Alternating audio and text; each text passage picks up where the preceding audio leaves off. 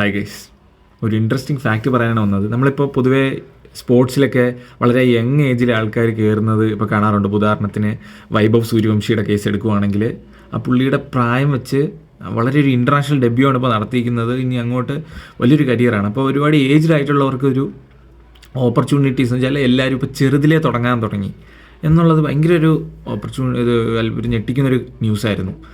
പക്ഷേ അതിലും ഇപ്പോൾ ഞെട്ടിച്ചത് എൻജിനീയറിംഗ് ഫീൽഡിലും ഈ സെയിം പാറ്റേൺ ഫോളോ ചെയ്യുവാണ്.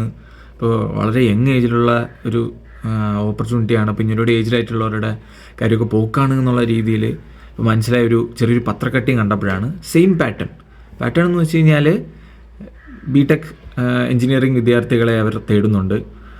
ഒരു 20 വർഷത്തെ എക്സ്പീരിയൻസ് മതിയാവും. പ്രായപരിധി 25 കവിയരുത്. 25 വയസ്സ് കവിയരുത്. അപ്പോൾ അവർ ഇപ്പോൾ പറയുന്ന കറക്റ്റ് കണക്ക് പ്രകാരമാണെങ്കിൽ ഒരു കൊച്ചിന് ഒരു 5 വയസ്സൊക്കെ ആകുമ്പോൾ അവൻ ഇറങ്ങാം. ക്രിക്കറ്റിൽ കുറച്ചും കൂടെ നേരത്തെ അത്രയും വേണ്ടാന്ന് തോന്നുന്നു. പക്ഷേ 5 വയസ്സാകുമ്പോൾ ഇറങ്ങാം.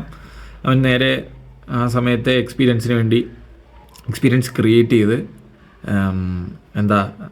അതിനോടൊപ്പം ബിടെക് പഠിച്ചിറങ്ങി കഴിയുമ്പോൾ ഏകദേശം 25 ഒക്കെ ആകുമ്പോൾ ഒരു 20 വർഷത്തെ എക്സ്പീരിയൻസും ബിടെക്കും കാണും.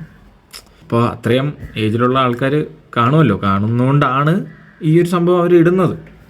അപ്പോൾ ഇത്രയും പുരോഗമിച്ച ഒരു കാര്യം ഞാനതിപ്പോഴാണ് അറിയുന്നത്. സ്വാഭാവികമായിട്ടും അബദ്ധം പറ്റിയതായിരിക്കാം. അബദ്ധം പറ്റിയതെന്ന് തന്നെ നമുക്ക് വിശ്വസിക്കാം. ഇനി അഥവാ മിസ്റ്റേക്ക് പറ്റിയതല്ലെങ്കിൽ